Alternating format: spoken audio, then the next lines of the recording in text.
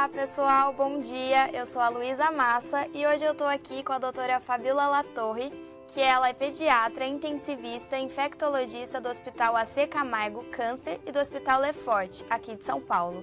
Como o verão começa nessa quinta-feira, né doutora, no dia 21 de dezembro, hoje a gente vai falar sobre os cuidados que os pais devem ter com as crianças no verão. Então participe, mande as suas dúvidas que a gente vai responder por aqui, né doutora? Isso, bom dia, obrigada. Eu que agradeço a sua presença aqui. Doutora, eu quero começar perguntando sobre os bebês. A partir de qual idade eles estão liberados para frequentar a praia, a piscina? Muitos pais ficam em dúvida, né, agora no final do ano. Então, os bebês, na verdade, eles devem frequentar a praia e piscina um horário que não seja o horário deve ser antes das 10 e após às 16 horas, né? Primeiro porque antes dos 6 meses de idade, a gente não pode passar protetor solar. E principalmente porque nessa faixa etária, os bebês ainda não completaram o calendário básico vacinal. Então é muito arriscado a gente levar esses bebês em grandes conglomerados, né? Quando a gente tem muita quantidade de crianças juntos e quantidade de adultos muito juntos. Então é arriscado levar esses bebês em piscinas principalmente, né? Porque a gente não sabe como é que é feito, cloro, né? Como é que é a higienização dessas piscinas. Mas em praias também é muito arriscado levar esses bebês nesse momento em que a gente sabe que vem muitas doenças diferentes aí que a gente tem que tomar muito cuidado. Então, antes dos 6 meses é melhor evitar, né? Melhor evitar. A gente não tem dados na literatura, a gente não tem estudos que dizem que a gente tem uma idade que determine. Mas quando o meu pacientinho vem no meu consultório, eu sempre peço para pelo menos completar a vacinação de 4 e, se possível, se a mãe conseguir evitar, pelo menos até 6 meses de idade. É melhor. Melhor. E a gente falou do sol, doutor, eu queria falar um pouquinho sobre isso. Qual que é a melhor maneira de proteger as crianças do sol? Além do protetor solar, roupinhas ajudam? Então, hoje em dia a gente tem as roupinhas que tem protetor solar, né? Tem o fator de protetor solar. Isso é magnífico, né? É maravilhoso hoje em dia a tecnologia. Então, além do protetor solar, manter as crianças em locais frescos, né? Que não sejam tão quentes, né? Manter as crianças bem hidratadas, com líquido o tempo todo, não esquecer de ofertar líquido, porque a gente acaba esquecendo, né? A criança vive durante o ano inteiro estudando, a gente nessa correria, leva para lá, leva para cá, vai para futebol, vai para balé, vai para inglês, fica o tempo todo, aí quando chega nas férias a gente esquece, a gente quer deixar realmente a criança brincar um pouco, né? Livre, ficar né? livre um pouco. Só que a gente não pode esquecer que quando fica livre, no calor, o tempo todo, a temperatura é muito quente, né? Então a gente tem que pelo menos oferecer água a cada 2 horas, né? Tá. E uma maneira da gente lembrar de que essa criança está hidratada é verificar o xixi dela. Ah, legal. Né? Então o bebezinho, a troca dela diária de fralda, pelo menos nas 24 horas, contando à noite também, tem que ser uma troca de pelo menos 6 a 8 fraldas de xixi. Tá? Então, a diurese dela tem que ser de 6 a 8 fraldas cheias, Tá. incluindo à noite. Tá? Isso no lactente, que a gente chama, né? No bebê que Tá mama. mamando. E nas crianças um pouquinho mais velhas? Nas crianças mais velhas, aí fica um pouco mais complicado da gente olhar, né? Porque eles vão fazer xixi, né? Às vezes sozinhos e tal. Mas como que a gente vai verificar isso? Então, verificar se o xixi dela tá clarinho, tá? Então, uma quantidade abundante de xixi e claro. Então, às vezes a criança vai lá, faz aquela gotinha só de xixi, meio amarelada, bem alaranjado. Então, quando tiver desse jeito, já fica de olho, porque a criança já pode estar iniciando uma desidratação ou já pode até estar desidratada. Então, ofereça bastante líquido para ela. O líquido pode ser suco, pode ser água de coco, água. Inclusive, a água de coco era outra coisa que eu queria perguntar. Ela está liberada a partir de quando? Todas as crianças podem? Então, a água de coco, ela tem uma quantidade doce, né? Então, a gente deve evitar no bebê que ainda não iniciou a dieta que não inclua sucos também, né? Então, o ideal é a gente iniciar, na verdade, depois de 1 aninho de idade, né? A água de coco. É o ideal, né? É o ideal. Doutora, e a gente já tem dúvida aqui. A Valéria disse que o filho dela tem 2 anos e 3 meses e está perguntando quais cuidados gerais ela deve ter com ele na praia. Então, os cuidados que tem que ter com 2 anos e 3 meses são cuidados basicamente com qualquer faixa etária, com exceção dos bebês muito pequenininhos, né, dos lactentes muito jovens. Então, o que a gente vai ter que tomar muito cuidado nessa faixa etária? As principais coisas que podem acontecer. Então, eu como uma médica de UTI, eu sempre lembro que acidentes na infância são muito frequentes, né? Não podemos esquecer do afogamento. Ainda mais no verão, né, doutora? Principalmente no verão, né? Um dos principais acidentes dentro de casa, né? Não esquecer de tomar muito cuidado com a criança, né? Ficar de olho na criança o tempo todo, porque a criança piscou, correu, né? Então, tomar muito cuidado com acidentes na infância. E insolação. A insolação, gente, é uma coisa que acontece mesmo quando não está sol, né? Como que a gente cuida da insolação? Protegendo a criança, tanto com protetor solar e também hidratando. A gente esquece que hidratando a criança com líquido o tempo todo, pode ir para a praia? Pode ir para a praia, não tem problema. Vai para a praia, vai ficar lá, mas proteja com protetor solar, coloque na barraca. Tem barracas hoje em dia, né, que elas têm também protetor solar na barraca, isso é o ideal. E vamos tentar evitar levar a criança no horário de pico máximo, né? Porque realmente que o sol é muito forte. E se por acaso levar, porque às vezes é difícil, né? A gente fala isso, mas é difícil, porque a gente quer aproveitar o máximo possível, né? Então, leve, mas fique na sombra. Tenta ficar na sombra. Hoje em dia tem locais, né, na praia que fica embaixo de árvore, né? E leve com roupinhas também de protetor. Tá. Doutora, a Muriel tá dizendo que a bebê dela, no calor, forma rápido a brotoeja vermelha, que são aquelas bolinhas, né? Estou com medo do verão, o que devo fazer? É muito comum ter brotoeja, né? Principalmente lactentes jovens. Por causa do calor mesmo, isso acontece mesmo. O que a gente tem que fazer? Deixar a criança mais leve possível, tá? Evitar dar banhos muito quentes no bebê. Pode dar quantos banhos quiser na criança, mas a gente tem que evitar também passar muito sabonete na criança. Então, o primeiro banho do bebê tem que ser com sabonete, de preferência neutro, e os outros você pode só passar água, né? Porque é só para limpar o bebê. Né? Não precisa ficar passando muito sabonete na criança. Dá aquela refrescada. Dá aquela refrescada, né? Porque tira um pouco a flora da criança. Tá. Lógico, se o bebê estiver muito sujo, né? Porque às vezes a criança fica se arrastando no chão e não vai ter jeito, vai ter que passar o sabonete, tá? Mas aí não tem muito jeito. E deixar a criança com roupinhas bem fresquinhas, que às vezes a gente quer botar aquelas roupas cheias de coisa, né? Porque é bonitinho, mas deixar a criança com roupa mais fresca de algodão. Bem confortável, Bem confortável. Né? Doutora, e a Estela disse que o bebê dela tem 2 anos e 8 meses e está com tosse seca há pouco tempo.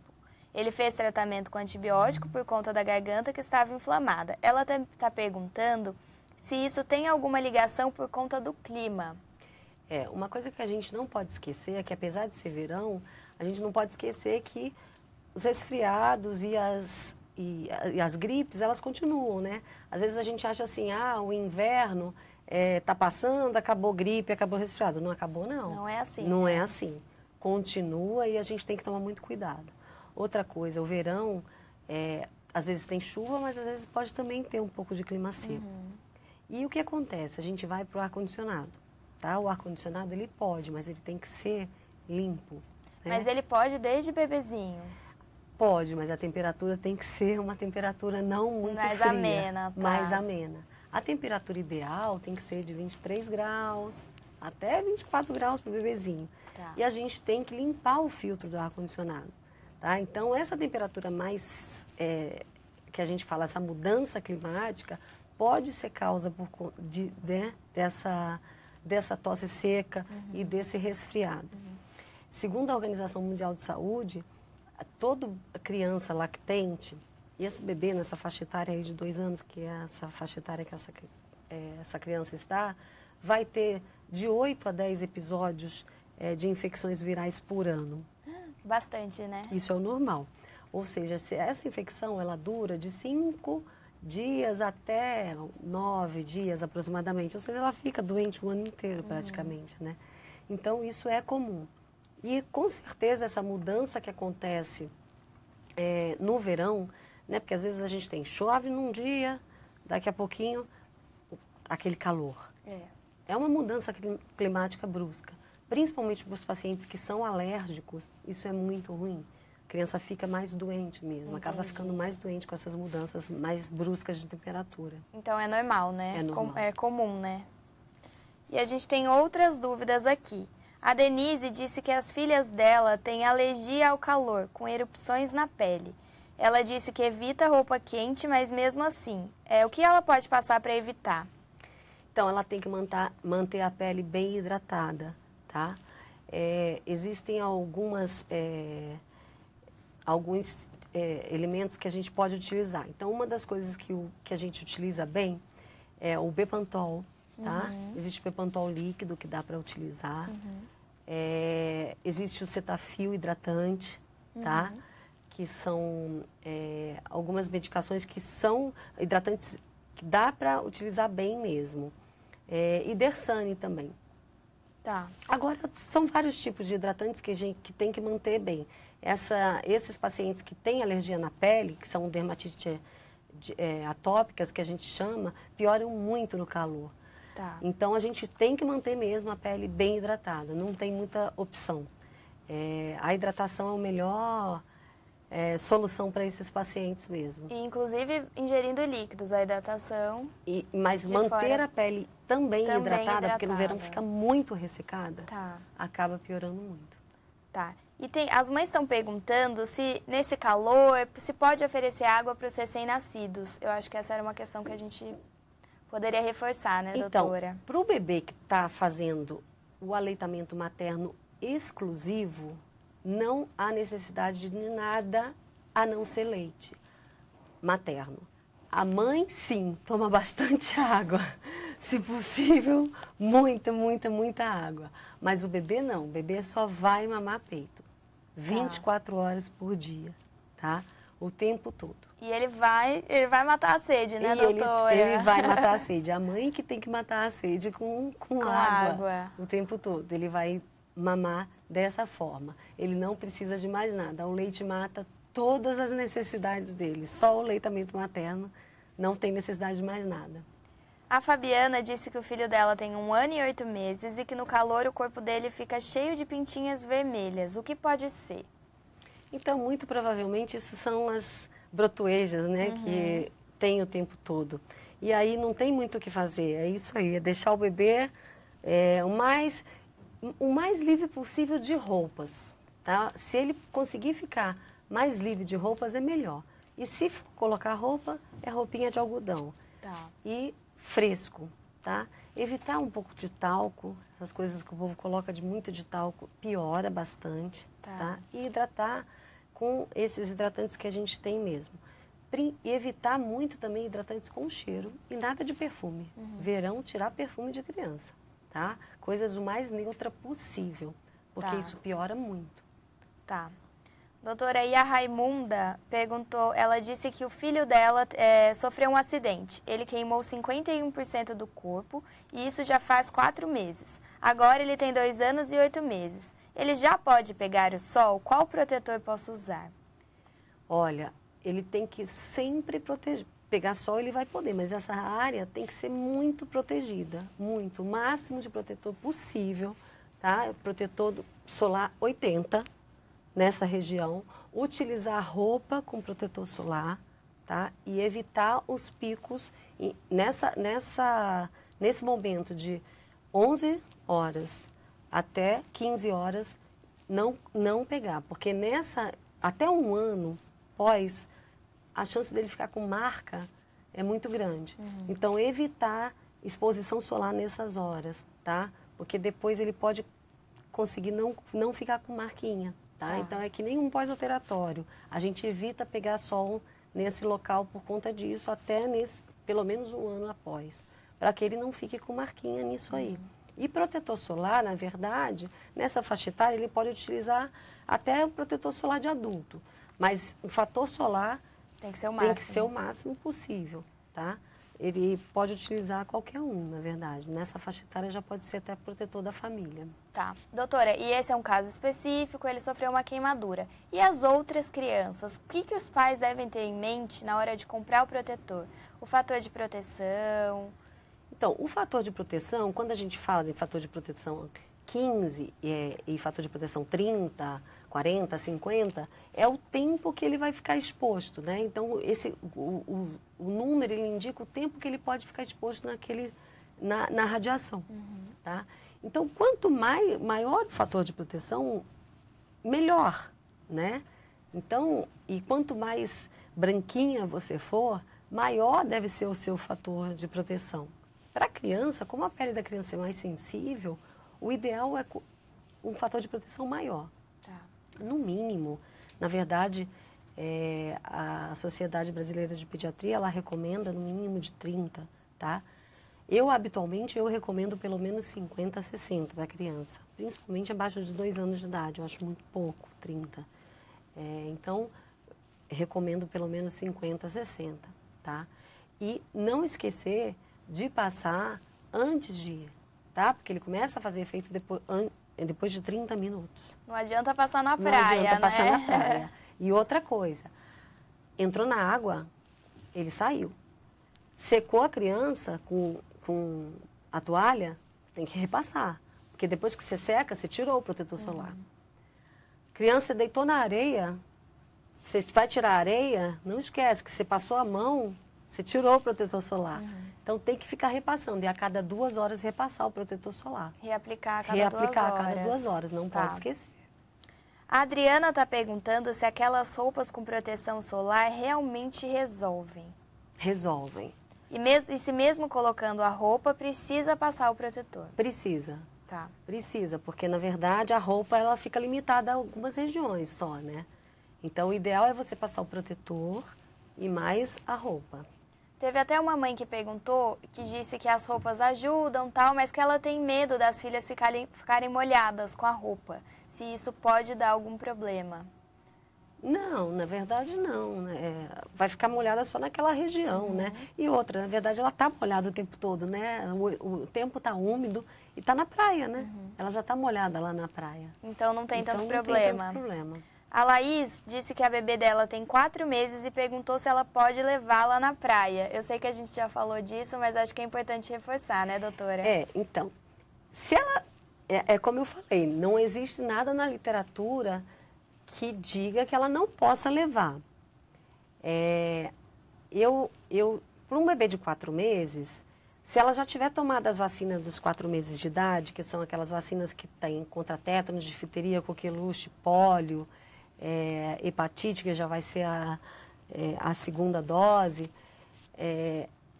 eu levaria o bebê antes das 10 horas, que se não tivesse ninguém na praia, ou pelo menos bem poucas pessoas, sem outras crianças, que ela não tenha nenhum contato, para ela dar aquele passeiozinho, molhar um pouquinho o pezinho na água, tá?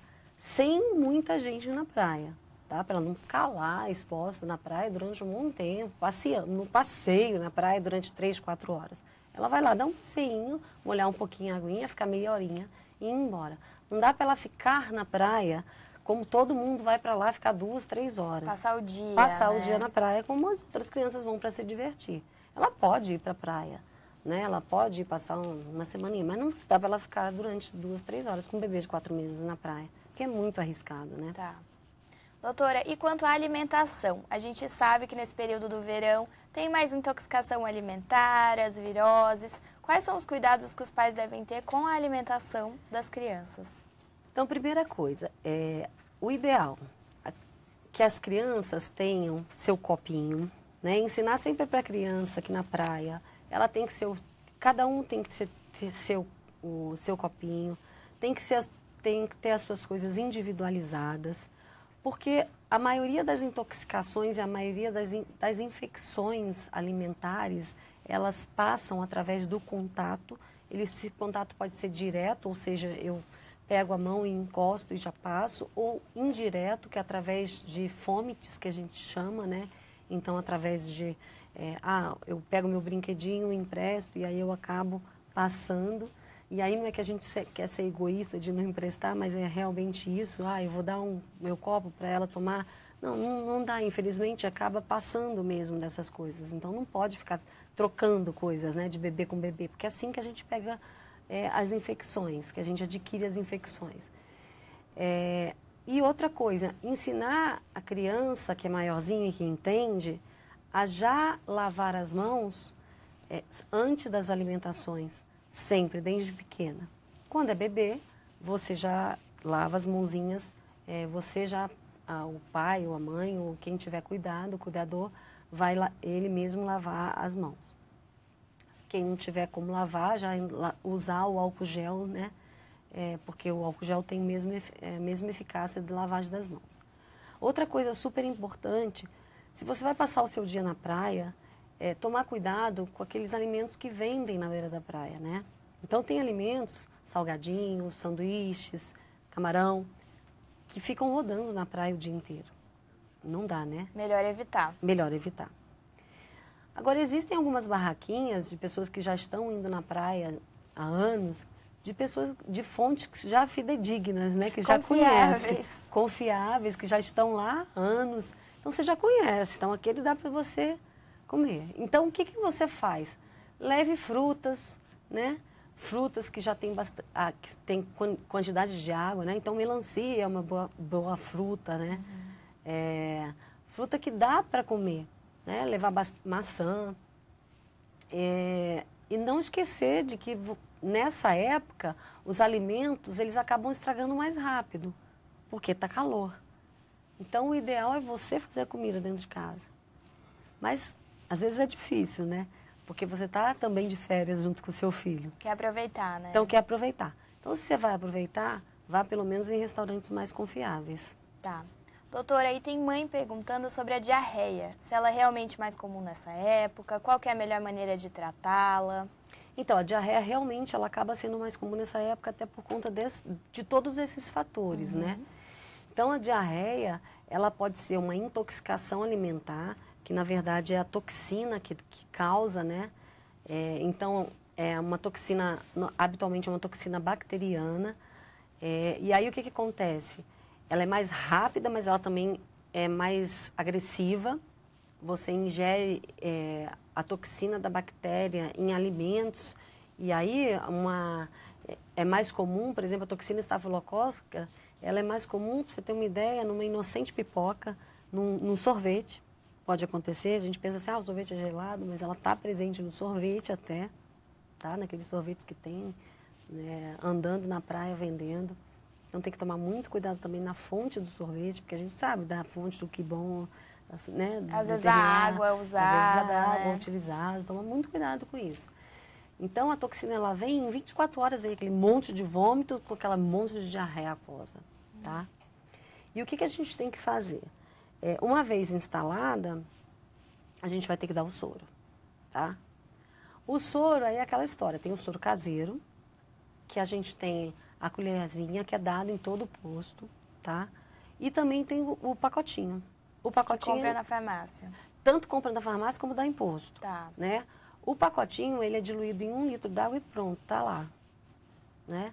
E a colherzinha, ela tem o lado maior e o lado menor, e aí é mais fácil de fazer. Você coloca dois ladinhos da colher maior rasa, com uma da menor, 2 da maior de açúcar e uma da menor de sal, e 1 copo d'água, tá pronto, tá?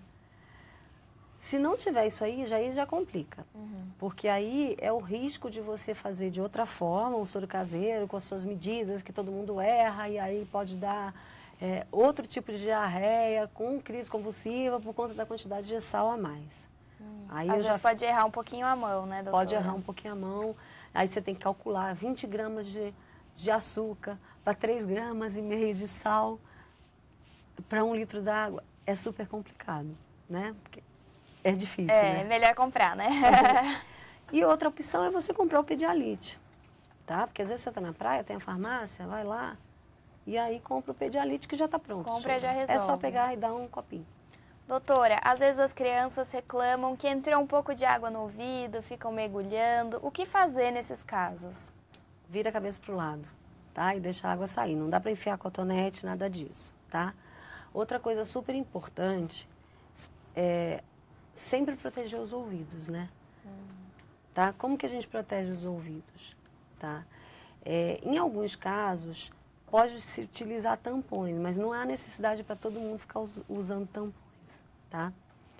Mas o mais importante de tudo é toda vez que a criança sair da piscina ou da água, secar os ouvidos, tá? Porque a gente esquece disso. Então, virar para o lado, esperar a água escorrer e secar. Secar ao lado externo. Com uma toalha. Toalha, normal. A criança saiu, seca os ouvidos. Vira para o lado, vira para o outro lado, espera a água escorrer dos dois lados, porque sai, escorre água mesmo. A criança é terrível, fica mergulhando o tempo todo, né? Tem que aproveitar, né? Tem.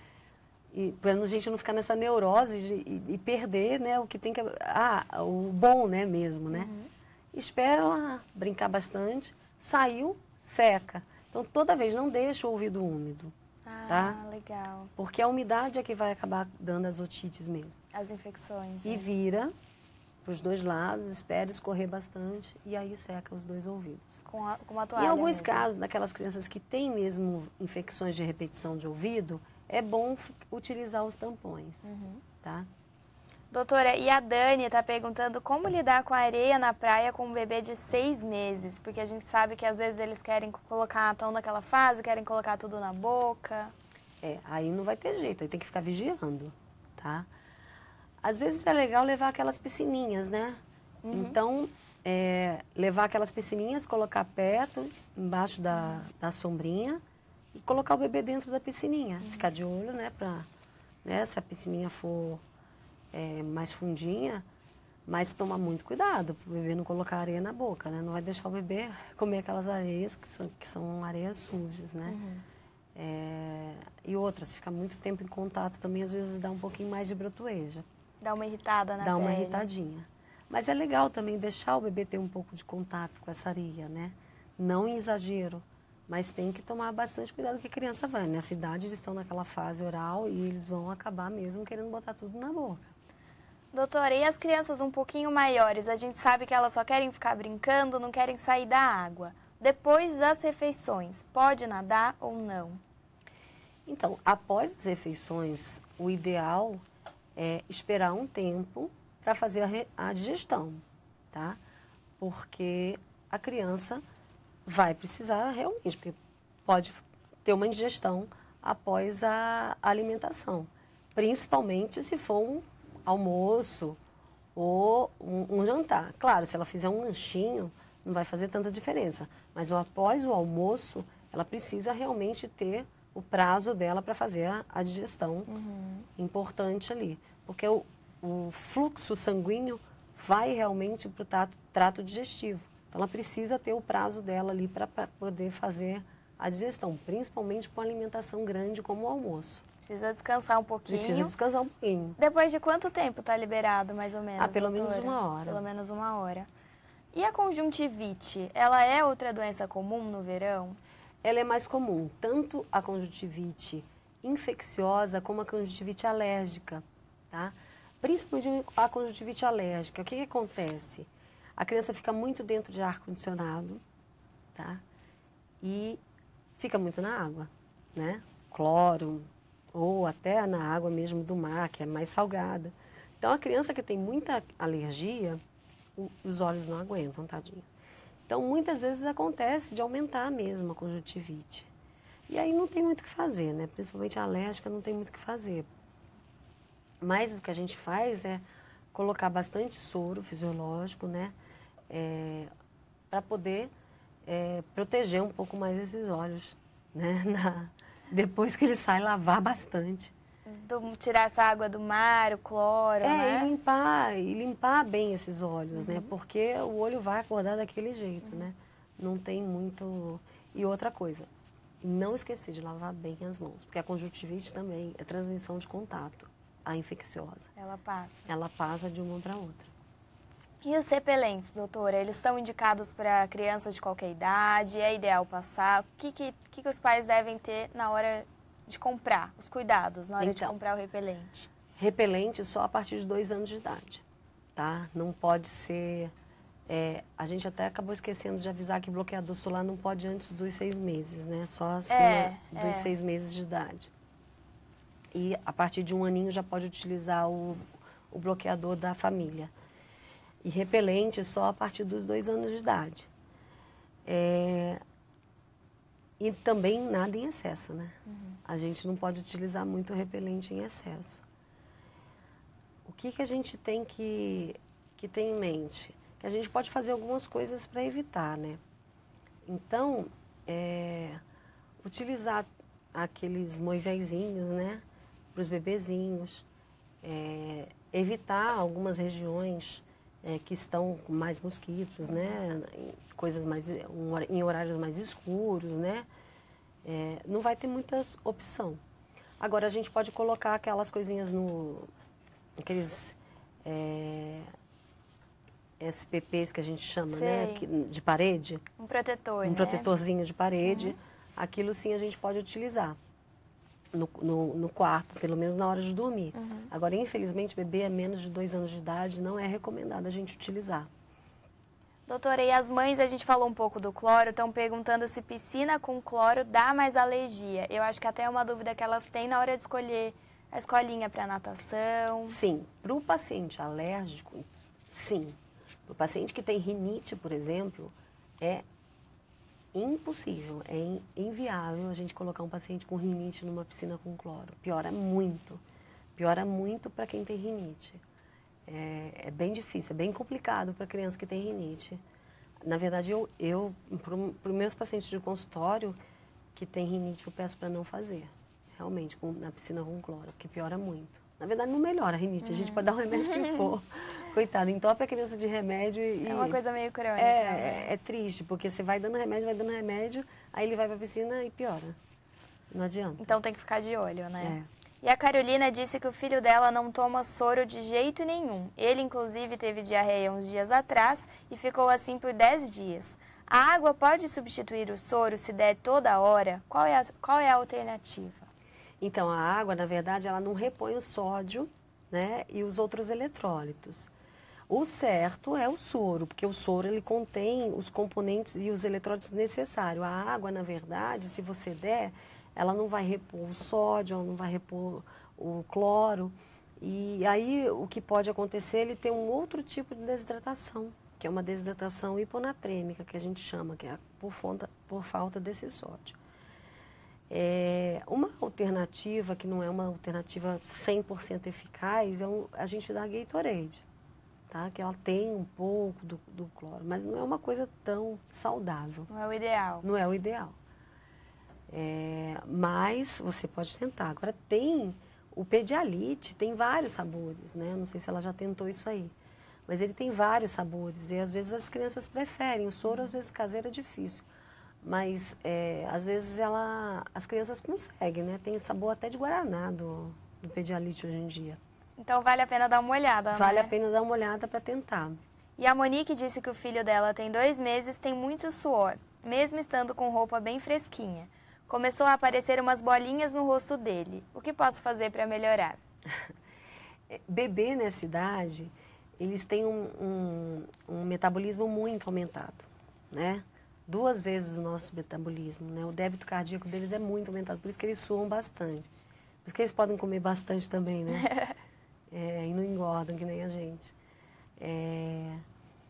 Então, e podem ter o que a gente chama de eritema tóxico, né? Que é o contato deles com o mundo, por isso que aparecem bastante bolinhas. Não passar muita coisa, não dar muito beijo no rosto.